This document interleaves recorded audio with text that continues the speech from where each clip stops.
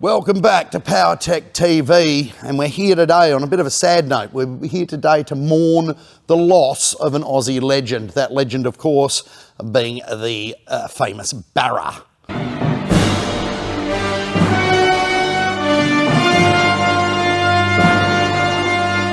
Six-cylinder turbo from Fomoco, Ford Motor Company. A great bit of Australian engineering, more Australian really than any of the late Holden engines, and an engine that is still being highly developed today by a lot of people. Now I want to talk to you about this car. This car does belong to my business partner, John Munro. I talked him into buying it in 2022. He bought this as a brand new car. In that time, it's completed 50,000 kilometres from new. It is a time machine, you know, it is a great example.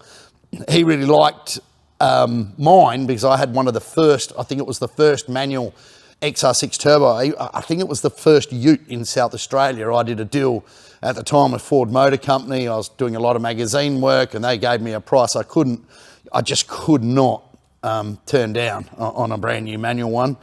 John wasn't as silly as me and got an auto. Funny thing is, we modified the cars straight away the moment we got them.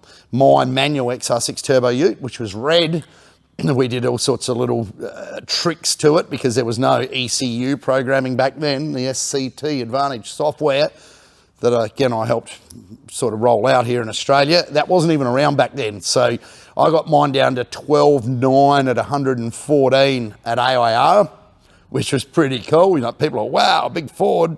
And I found the trick was using Nissan R32 GDR rims on the back with, I reckon they were Nitto drag radials at the time. It was long before even there were Mickey Thompson ET Streets around. John sort of watched what I did and then he went a step further. So I was dealing with Nispro a lot at the time, a great Australian company, Simon Gishas, you did a wonderful job, and Dave.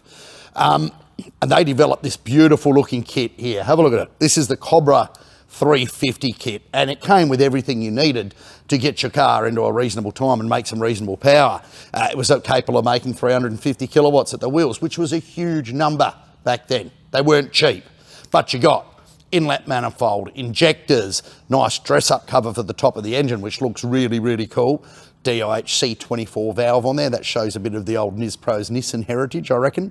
Looks a bit like an FJ20 up there, just a bit longer.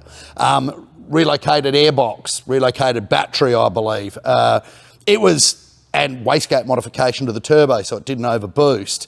Upgraded fuel pump, full exhaust system. It was a comprehensive kit of the type you just don't see for these cars anymore. And that's what I'm going to talk to you about. This car, I tuned it on a SCT XCal1 and it made, back in the day in 2003, it made 330 kilowatts through the BTR 4-speed auto, and it promptly went out and ran an 11.9 second pass. So where I had the first 12-second XR6 turbo in Australia, Johnny Munro had the first 11-second XR6 turbo in South Australia. So it was pretty good. Actually, my 12 was probably the first in Australia because no one really had one by then, you know. I was only 6 months in and deliveries were not even really starting for normal humans. So I was lucky to get in early. Of course, everyone soon very quickly beat my 12.9 and I didn't progress any further with the car. Did some little things to it, but this one stayed with us. In the interim, we've built the gearbox because John doesn't mind a good power skid in closed, controlled environments, and has ruptured a couple of the BTRs. And also, the engine has been freshened up. He just wanted to build it to handle boost, so it's got pistons and rods in it. The basic little build. BA rods were piss weak and did bend and throw. Luckily, this is still the original block. It never did any of that, but it was just a precaution. Which brings me to today, where I don't even really like working on these cars anymore. Why is that? Because most of them are used, abused, and held together with twigs and tape now. This time machine here is bloody perfect. It's mint. It's the way an XR6 turbo should be. Everything's integrated. It's well maintained. It's well tuned. It goes well, and it's just a pleasure to drive. I mean, John even got some Volk Racing, Rays Engineering, I forget the brand, all the JDMs will hate me because I don't know what they are, but it's got specially made Nissan GTR rims on it. It's got drag radials on the back. It just is the complete car, and it's a collector's car, and it's going nowhere. But today, when you open a bonnet, you rarely see anything good like this. You see an eBay intercooler, an air filter kit off Wish, a mishmash of parts, injectors that are just, no one even knows what they are or what they do. They're just a bloody mess, the majority of them, which is why I don't like working on them. You spend, on a 6-hour tune, you spend another 15 hours actually working to make the car right first. And, you know, they're mainly stuffed. 300,000K old one, forget about it, mate. I'm sure there are some out there that can make power, but a BA at 300,000, if you want to up the boost, you are putting a hole straight through the side of the block out this way. No good. What I want to see is some more people take these cars seriously, respect their heritage, get the old school stuff like this for them that works and works perfectly, put together integrated packages and maintain them properly. There are some people out there doing that, yes, but the majority, no. They're building bitses that just simply crap themselves constantly, and that's why we don't like working on them.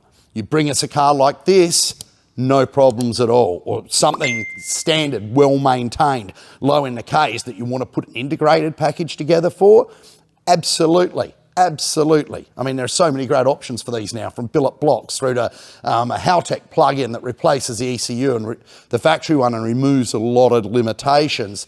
That's my rant for today. I think the biggest problem with XR6 turbos is some of the owners. There are some great guys out there that have got some great cars, you know. I would personally love another one in the stable one day, but finding the right car now is super hard, you know. They're a badass car.